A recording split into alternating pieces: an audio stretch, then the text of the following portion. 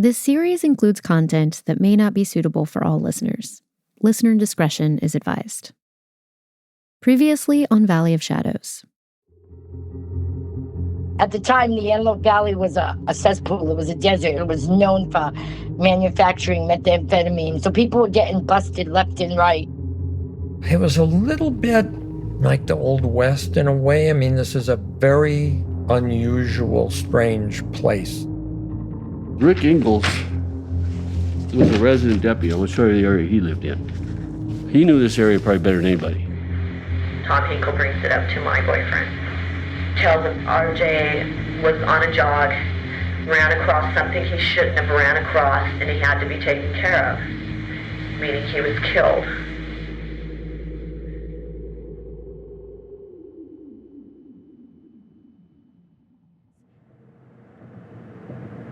There's a musical road in the Antelope Valley that plays the Lone Ranger theme song every time a car drives across it. And we're headed there to hear it for ourselves. So it looks like the musical road was the first of its kind in the United States. Wow. There's like a rumble strip, and the grooves are spaced out in a series of pitches. You gotta hit the musical road just right. A steady 55 miles an hour. Are you comfortable, like, going a full 55? I mean, am I comfortable only going 55 is the question. Yes. But in the spirit of Antelope Valley speed demons, I crank it up to 65 miles an hour. Okay, we're out in the desert. We are surrounded by scrubland. The sun is on the horizon. We're on our horse, galloping into the distance. And the Lone Ranger rides again.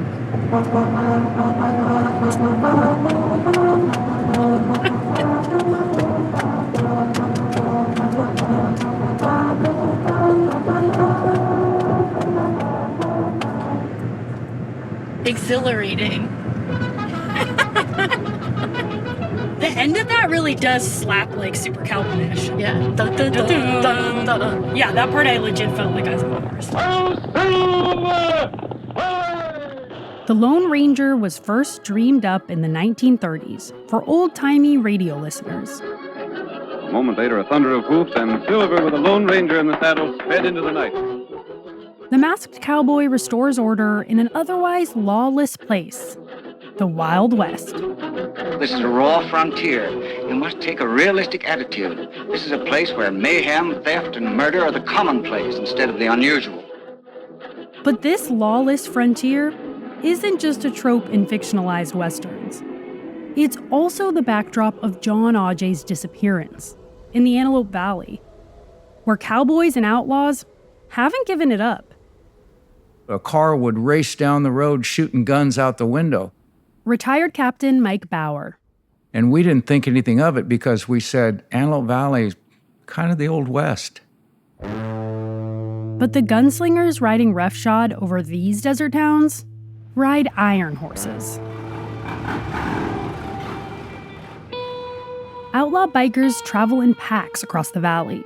Their vests are emblazoned with names like the Hells Angels, the Mongols, and the Vagos. They wear patches to showcase their feats, from using various drugs to acts of violence, and even for killing a cop. The Vagos chased the Hells Angels out of that valley, and the Vagos took over. And almost every suspect who was named in the disappearance of this deputy has some connections to the Vagos motorcycle group. Was Jon Aujay one of their trophy kills? That's what Brandenburg wants to know when he hears about some local bikers who've been bragging about Aujay's murder. Why would an outlaw biker gang, these big badass crooks, take credit for killing a cop if they didn't? Because then when it's found out, then they're nothing but a bunch of lying punks that are taking credit for shit they don't do. But witnesses run for the hills when Brandenburg approaches them. No one is willing to talk. The bikers tend to have that effect on people. They're scared for their life, and rightfully so. These people were killers. They're real killers. They'll kill you in a minute if they think it's going to save them. The outlaw biker world is hard to break into. And without access, Brandenburg's investigation hits a roadblock. Until he hears about a hotshot young narcotics detective who's been trying to put the squeeze on the meth trade in the Antelope Valley. But enforcing the law in these parts is a dangerous undertaking. I'm Haley Fox. I'm Betsy Shepard, and this is Valley of Shadows.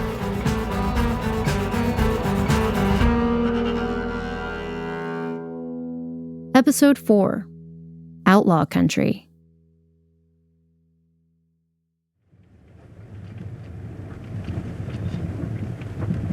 No trespassing, no hunting, no motorcycles. Check, check, check.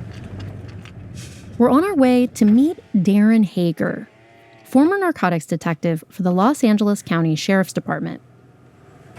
He sees us. We've been granted entry. Haley and I pass through a security fence and make our way down a dirt road to Hager's house. And we have Mr. Hager in his full cowboy regalia. There he is. Hat, boots, and buckle. Must be him. Hager's 6 feet tall. He's got a horseshoe mustache and a barrel-shaped chest. It's very easy to picture him as a sheriff's deputy. But these days, he's a cattle rancher. Good. Can we start off by, Nope. No. All right, let's go back to LA. Okay, nice to see you. Hager likes to mess with us, but he agrees to a sit-down interview. He leads us into a dark wood-paneled room covered in old neon signs and shows us his home bar, which is apparently a requirement for all retired sheriff's deputies. Hager's bar is stocked with every kind of whiskey you could possibly want, and no other type of liquor.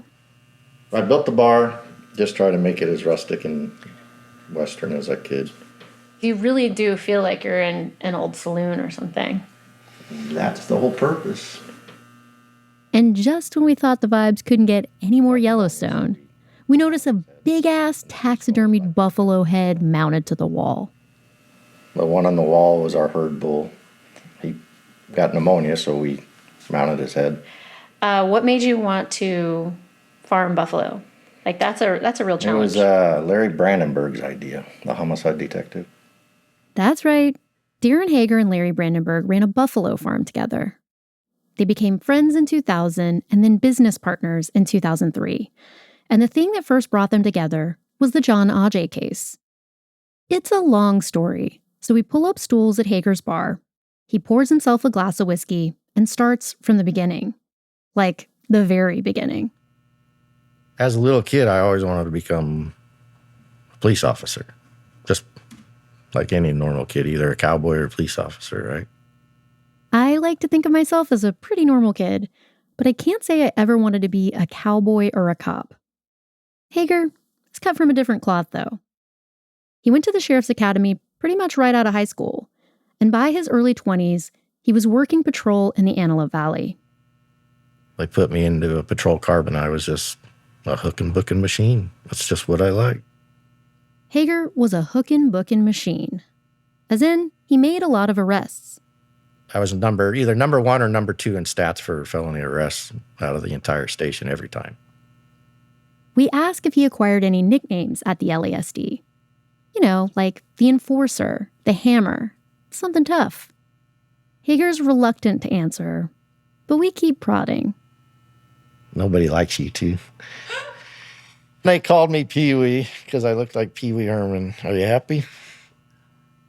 Good, I'm glad you guys are happy. These days, Hager's more of a John Wayne type. But back when he was still Pee-wee, he slowly worked his way from patrol deputy to narcotics. And the Antelope Valley where he was assigned was the mother lode. You know, I think a lot of people picture Breaking Bad whenever you're talking about making meth in the desert. Can you give us a reality check? If you change the names, it's the same exact thing.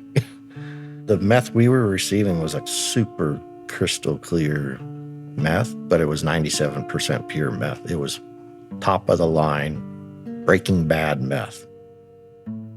Hager's not just picking people up for meth, though. because the drug trade is driving up all kinds of violent crime. We were number one in homicides in Los Angeles County. So yeah, crime was huge. Over time, Hager makes detective. But even in his new role, he can't seem to hook any of the big fish. The traffickers who are flooding the streets with meth. These are guys we could never touch. Even if we arrested them, all the cases got kicked out. And that's how we came up with the name Untouchables. But then, in late 1999, Hager lands a case that will change the course of his career. It starts with a domestic abuse call that escalates when the suspect barricades himself inside his home. I was able to serve a search warrant on him and found a bunch of stolen property, methamphetamine, and was able to tie it back to one of the individuals that I knew was big in the processing of methamphetamine. With the charges combined, the suspect is looking at major prison time. And he finally came to me, goes, I don't want to go to jail for 12 years. What will it take to get you off my ass? And that's when this suspect offers to become a police informant. We're going to call him Keith.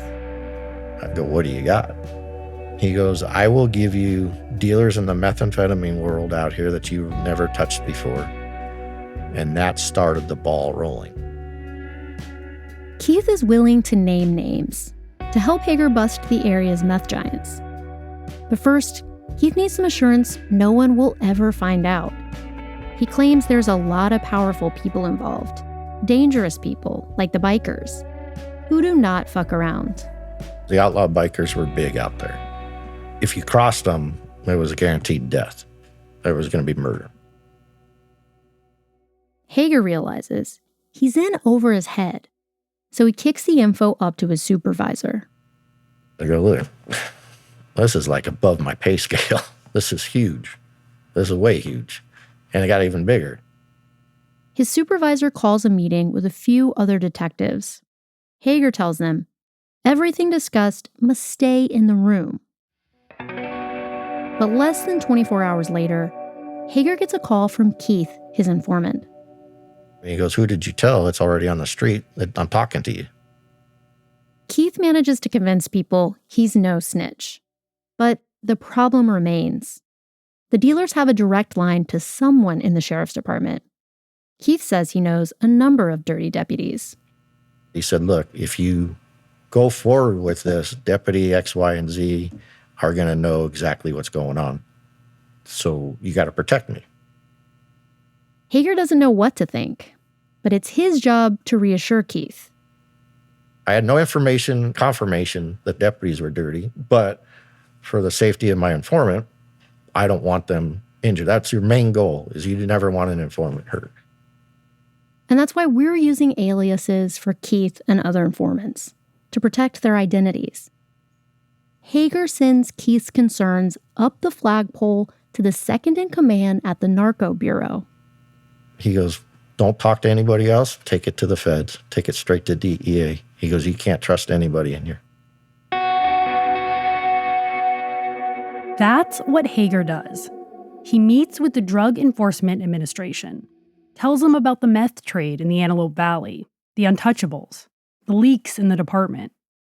And the feds agree to help under one condition. We'll work your dope case, but we're not going to work any deputy personnel that you have.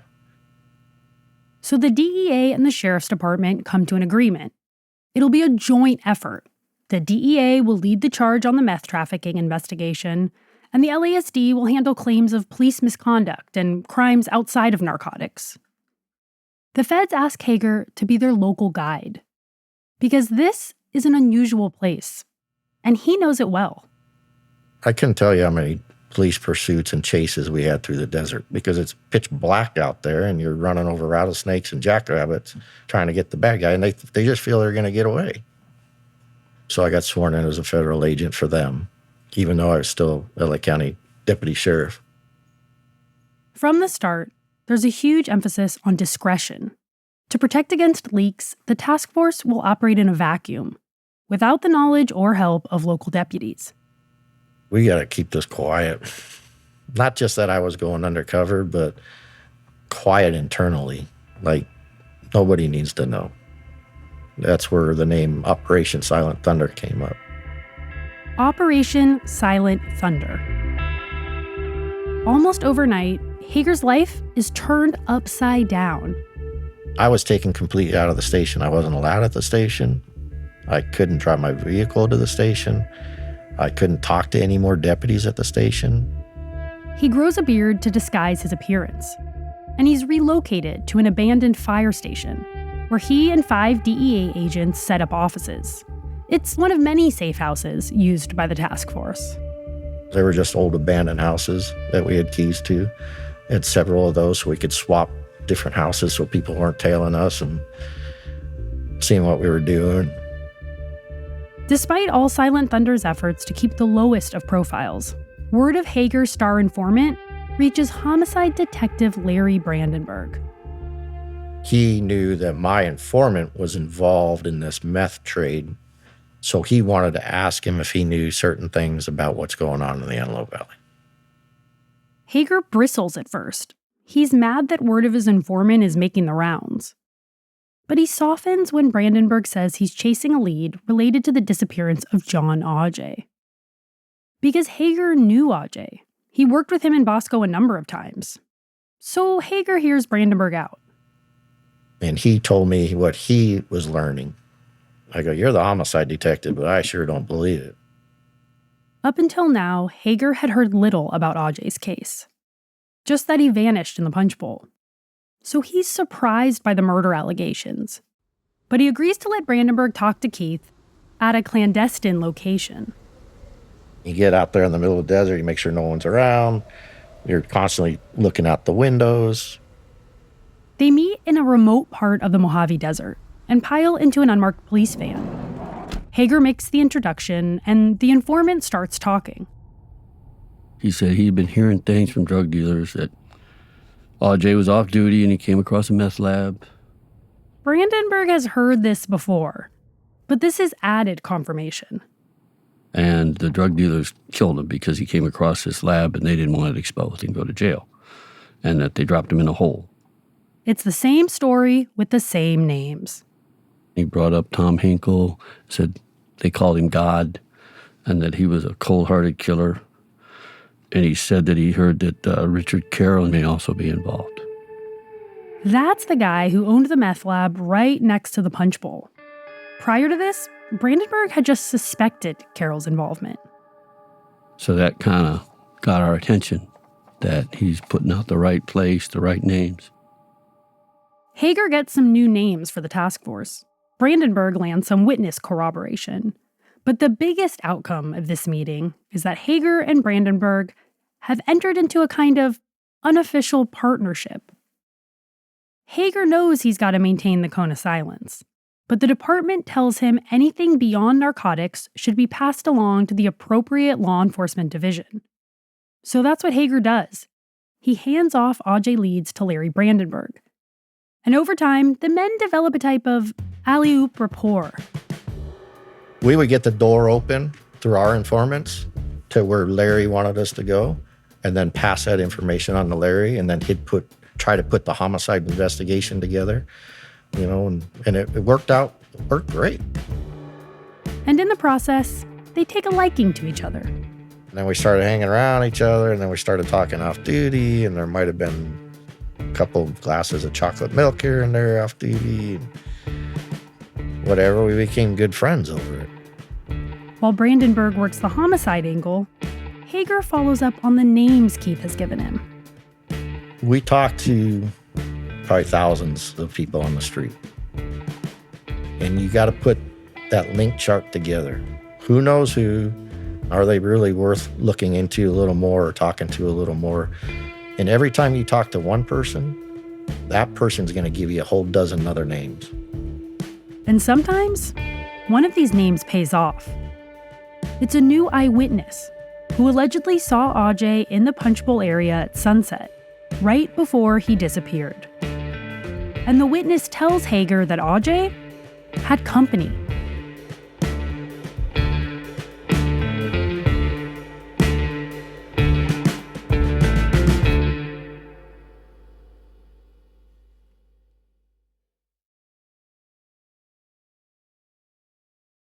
Narco detective Darren Hager hears about a guy named Rodney Katzeff.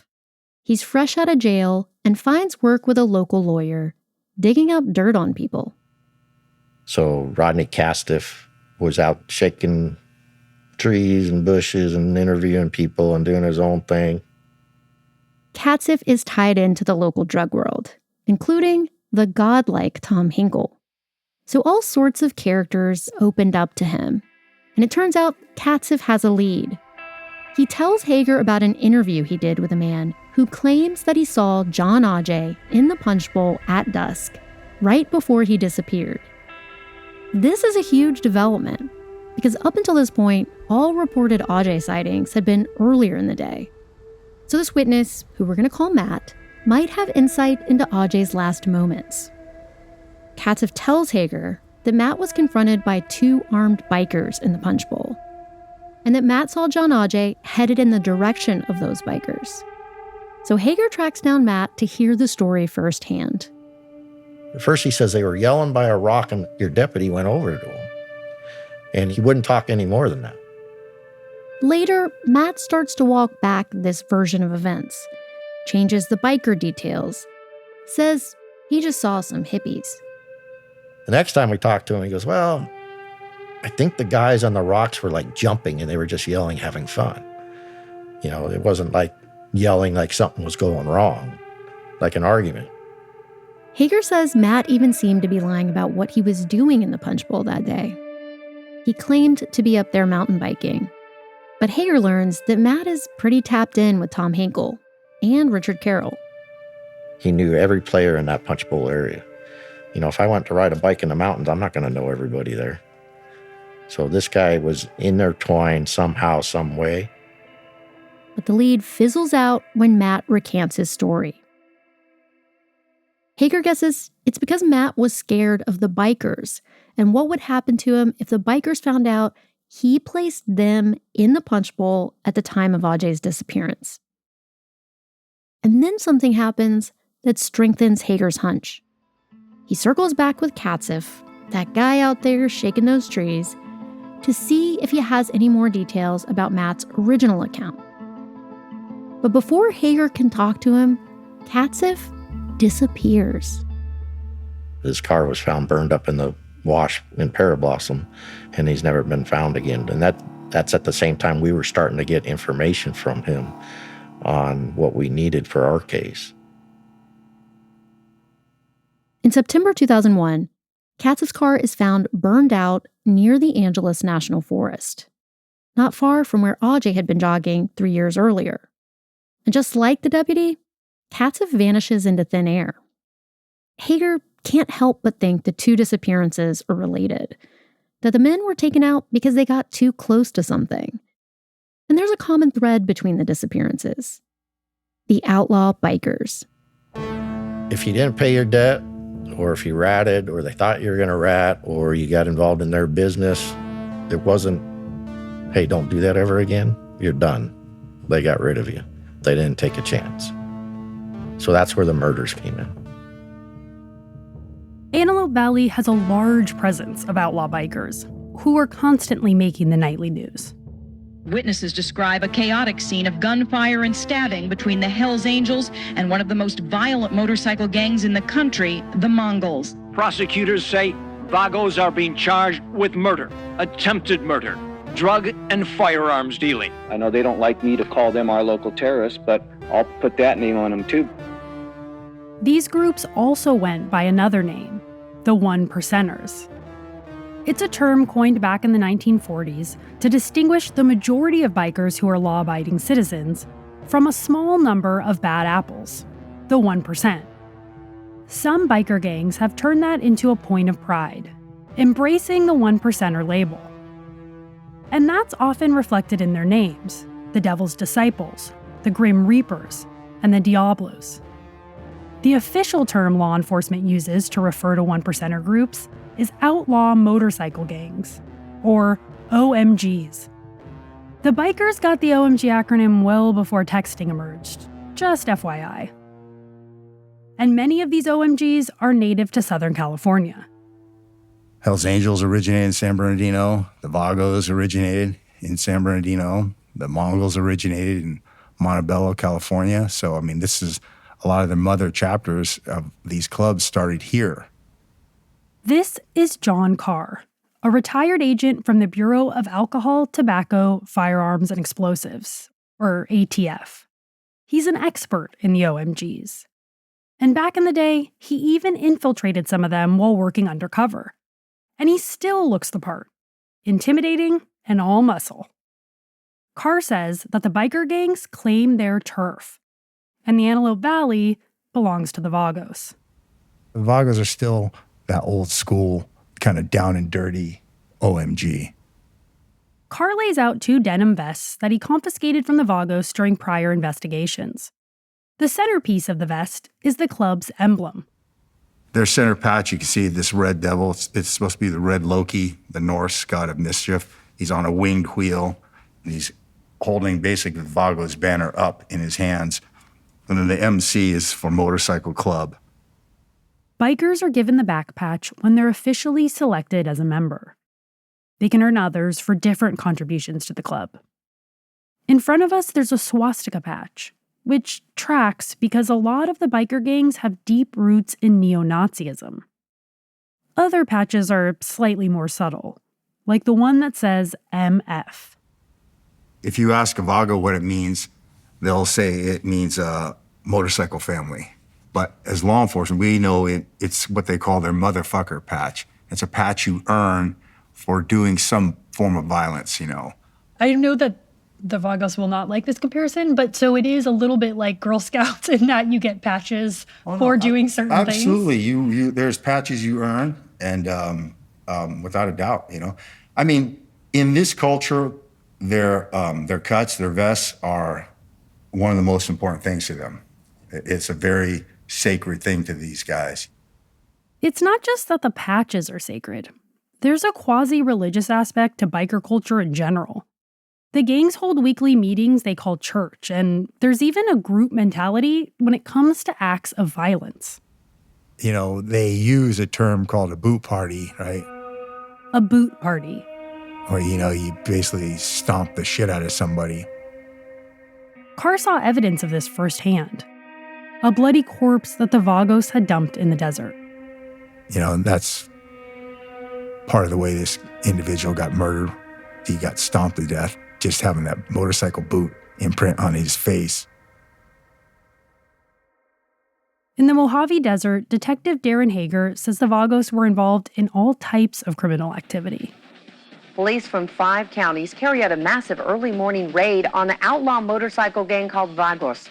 They seize guns, drugs, money, and arrest 25 bikers, charging them with murder, attempted murder, and drug dealing. One of the agencies targeting the bikers was the DEA, with the Operation Silent Thunder Task Force. I'm not saying all the dope in Antelope Valley came from the 1%ers, but it was a big percent of the Antelope Valley. I mean, they did a lot of the meth dealing, and they were huge. I mean, we took down a 57-pound ephedrine lab. We took down a 100-pound methamphetamine lab, and lots of seizures in between. As Hager and his DEA counterparts start mapping out the meth trade, they identify 6 cells in the area. One was run by a Mexican cartel. The other 5 were associated with outlaw biker gangs. Which checks because bikers and meth are a duo as old as time. Crank, one of meth's early nicknames, came from motorcycle gangs because they used to hide their drugs in their engine block, also known as a crankcase. The bikers would cook meth nearly anywhere, in shipping containers and trailers, and the Vagos were known to use Rick Carroll's underground lab near the Punchbowl. It was also bikers who started making crystal, a type of meth sold in rock form, and that led to skyrocketing meth use because crystal was easy to make and extremely potent. That 97% pure Breaking Bad meth. Motorcycle culture is so ubiquitous in the Antelope Valley in the 90s and 2000s that the local cops want in on the action.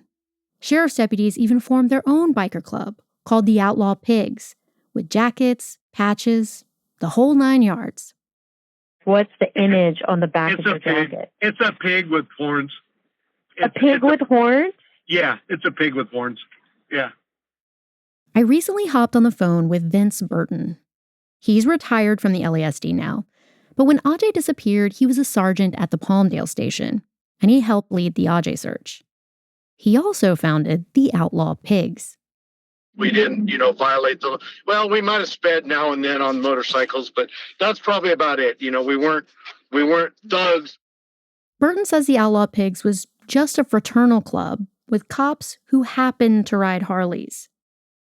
But Burton also worked in the area, so he got to know the Vagos, including the club's president, a guy named 37. I still have the phone number for 37, that's his nickname, his street name. He is like the godfather of the chapter. Burton says that when possible, he'd let the Vagos sort out their own affairs. And when members got on his radar, he'd go straight to 37 and pressure him to get his troops in line. I would say, go take care of your brother right now. We're going to go in there and arrest him and his old lady for being stupid or for doing this or doing that. Okay, Sergeant Burton. And his guys would go, and if they had to physically handle whatever, and he would take their guy away, and the problem was solved. Telling the Vagos to discipline its members seems like a bad idea, because their form of discipline often involves violence, sometimes extreme violence. But there's a larger issue at play here. It's this chummy relationship between law enforcement and outlaw bikers. There was even a deputy rumored to be a patched member.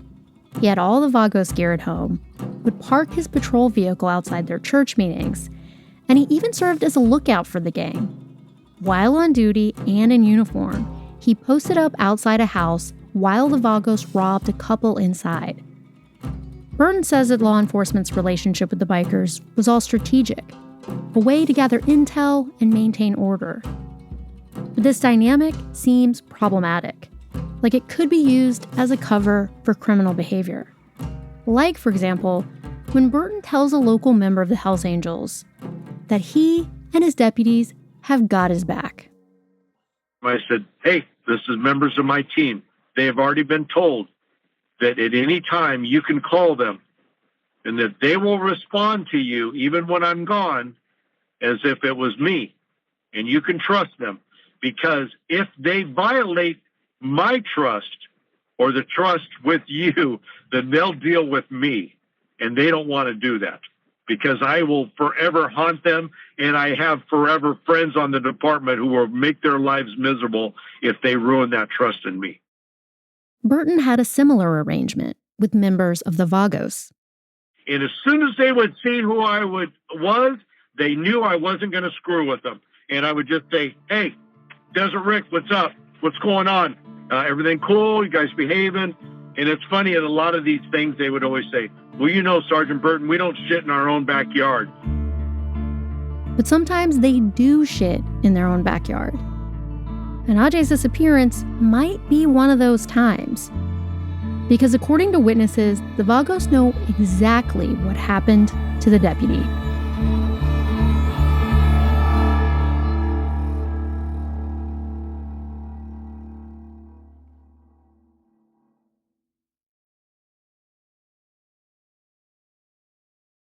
The relationship between the bikers and local deputies creates major hurdles for Hager and Brandenburg.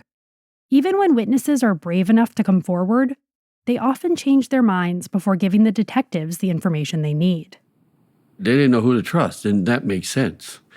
So they say, I ain't saying shit. I just want to stay alive. And I'm going to go hide. Well, that's what happened. It happened with a witness we'll call Tina. Hager and Brandenburg get a call from a lawyer with big news. He says his client knows the location of Aujay's remains. Up until now, people have said Aujay was dropped in a hole. But this is the first person claiming specific knowledge of where he was buried. It's a hot tip and could unlock the whole mystery of what happened on June 11th, 1998. So Hager meets with the lawyer and sets up a time to meet with his client Tina. But she never shows.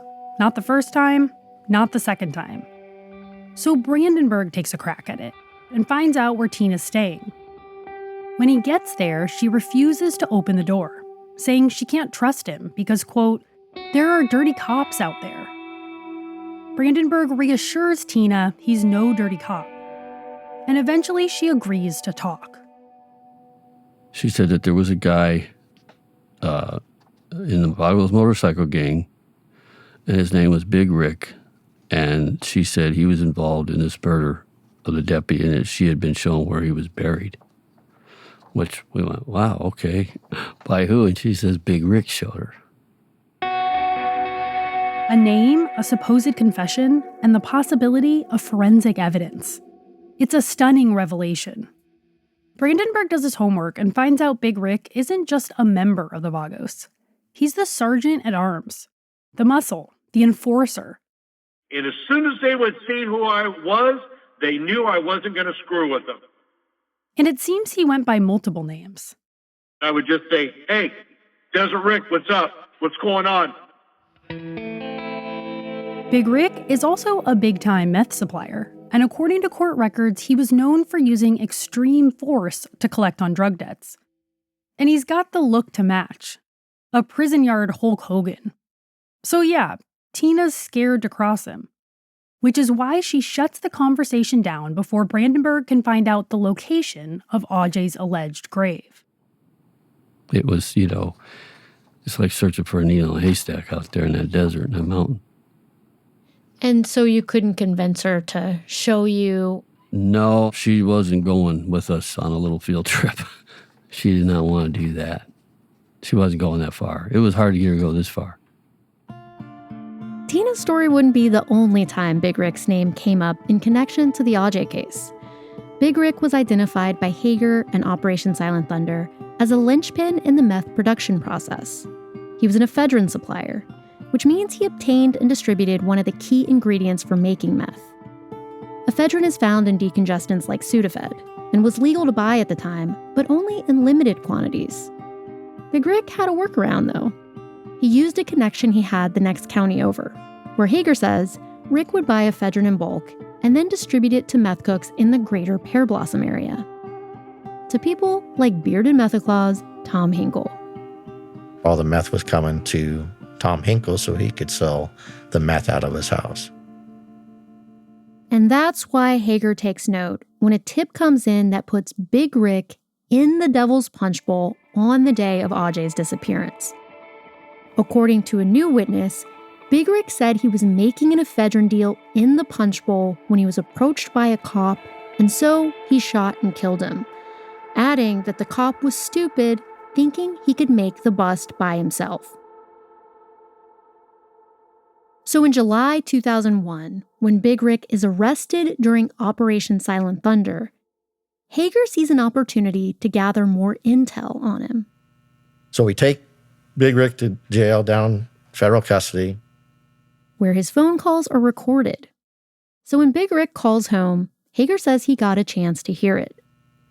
Listen to the phone call. He calls the house, talks to his son, said, did they find the gun? Law enforcement had recently served a search warrant at Big Rick's house. And his son said, no, they missed it. They didn't find, because he had a false compartment under the floor of his closet. Big Rick is still worried about that gun, though. And he goes, you know what would happen if they found that gun? I'd be looking at the death penalty. Make sure that gun disappears. He goes, Dad, I got it taken care of. Hager's hackles go up because a guy like Big Rick would not be stressing over just any illegal firearm. Bikers like Big Rick run guns in their sleep. So this gun must have some history to it, and Hager wonders if it might be connected to Aujay. That statement was just, in my book, is huge. Why are you concerned about a death penalty over a firearm? You can go out and kill anybody you want. You're not going to get the death penalty in California. But if you killed a cop, that was the death penalty. And that was the only missing cop that I know of in that time period. California rarely executes people. The last one was in 2006. But one of the special circumstances used to invoke capital punishment here is the murder of a law enforcement officer. In fact, a California man was recently sentenced to death for killing a cop. So, Hager's right.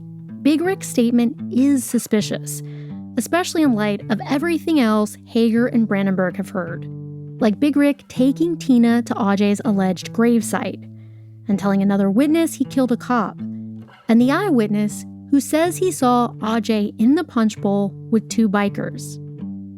Hager thinks he's onto something. We just need that one person to say I was there. This is what happened. It wasn't a suicide. Aujay's not in Alaska. He's not working for the government. He was murdered with the Punchbowl. Brandenburg thinks he's got a line on that person when a woman comes forward saying that her longtime friend is dating a Vagos member and has insider knowledge of what happened to Aujay. She had told her the story that she was in this Vago party in the garage, and she overheard the statement that Aujay, this deputy, not Aujay, didn't know his name, I don't think, but he came across a meth lab that was the Vagos were involved with, and he was going to be a hero, and he was taken care of. It's the same story that Brandenburg's been hearing over and over again. There's one detail that makes this tip stand out, though. The Vagos were reportedly telling this story within a few days of Aujay's disappearance. And Brandenburg thinks they're not going to brag about killing a cop unless they're sure he's dead. Because then you're going to look like fools on the street. We're taking credit for big bad bikers taking care of this deputy sheriff, and now they find him alive up there in the mountains or in Alaska or wherever. You look pretty stupid. So that's why I thought, people don't make up shit like that. So he sets out to find the woman who was at the biker party, who we're going to call Jen. But she keeps dodging Brandenburg, which he takes to mean he's on the right track. If an informant, somebody's in jail, for instance, and they call you and they say, hey, I got some real good info on something, come talk to me. You're always skeptical. Okay, what do you want in return? But when you get it, like this girl didn't raise her hand. She wasn't calling us, hey, come talk to me. No, she was hiding from us. Jen had only told a close friend or two, had never reached out to the cops directly. And when Brandenburg does eventually find her, she still won't talk. Not at first, anyway. I don't know. And then we pressed her, and she finally said, you guys, you're all connected. Cops, dirty, good, and bad. You're all the same. And she said she didn't trust any of us. This is emerging as a pattern for Brandenburg and Hager. Witnesses and informants who are scared of the cops. Miss went on to say that she heard from a friend who she refused to name that Deputy Aujay was jogging near the Punchbowl when he came across Deputy Engel's meth lab and was killed. Deputy Engel's meth lab. The word on the street among the close circle of drug dealers has been that Deputy Engels has been involved with drugs for a very long time. As in LA County Sheriff's Deputy Rick Engels. Yeah, that's pretty frightening. If this alleged dirty deputy was involved in the local meth trade, what else could he be involved in? That's next time on Valley of Shadows. There was an inappropriate relationship between Rick Engels and at least one drug dealer in the area. Then I started interviewing other people, and Rick Engels' name starts coming up more and more and more. Do I believe Engels is a dirty cop? Absolutely.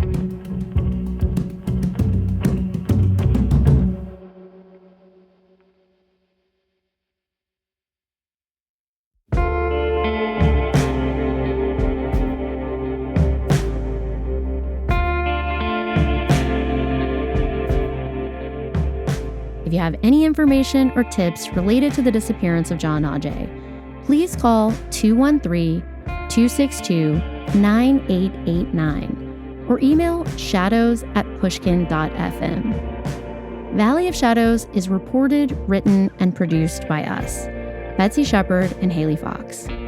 Our editor is Diane Hodson. Our executive producers are Jacob Smith and Alexandra Garreton. Original music by Jake Gorski, Ray Lynch, Mike Jursich, and Hayden Gardner. Sound design by Jake Gorski. Fact-checking by Annika Robbins. Additional production support by Sonia Gerwit. And our show art was designed by Sean Carney and Betsy Shepard. Special thanks to Nick White for the show art photo. Valley of Shadows is a production of Pushkin Industries. To find more Pushkin podcasts, listen on the iHeartRadio app, Apple Podcasts, or wherever you listen to podcasts. From Type 2 Fun, we're Betsy and Haley. See you next week.